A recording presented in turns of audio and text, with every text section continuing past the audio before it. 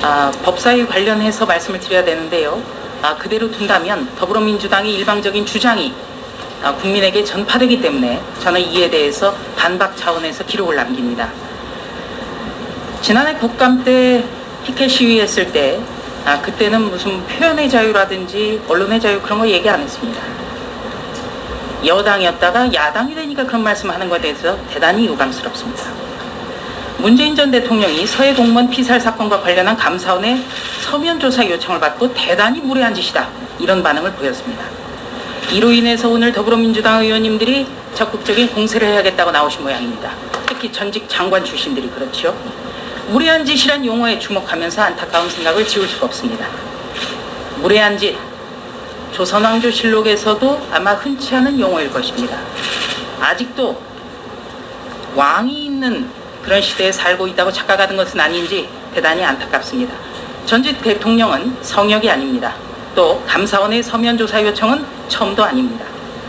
문재인 정부 때인 지난 2000년 해수공무원 이모 씨는 서해에서 표류하다가 북한군에 피격되고 시신은 불태워졌습니다. 그런데 문재인 정부는 이 씨가 월북했다고 단정지었습니다. 추락 후 표류 추정이라는 최초 판단은 갑자기 자진 월북으로 바뀌었습니다. 이런 과정에서 문재인 대통령이 어떤 보고를 받았는지 또 어떤 지시를 내렸는지 이것은 반드시 진상이 규명돼야 합니다. 문재인 대통령은 2016년 이런 말씀도 하셨습니다.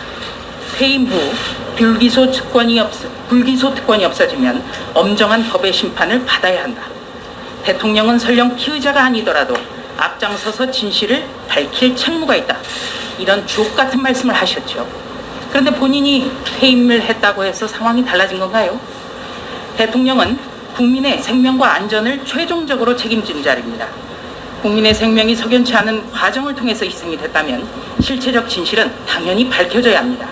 이것은 보편적 가치인 인권에 관한 것이고 문재인 대통령은 재임 내내 사람이 먼저라고 강조한 바 있습니다. 말과 행동이 다른가요?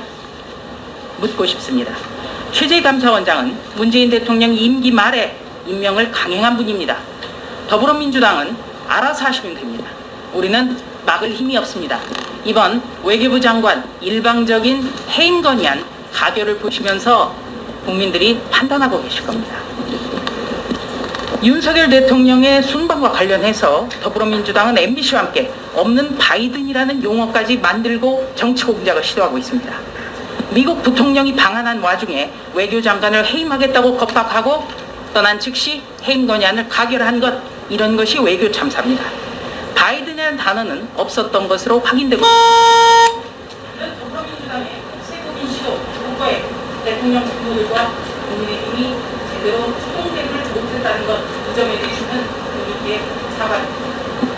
오늘부터 국정감사가 시작되는데요.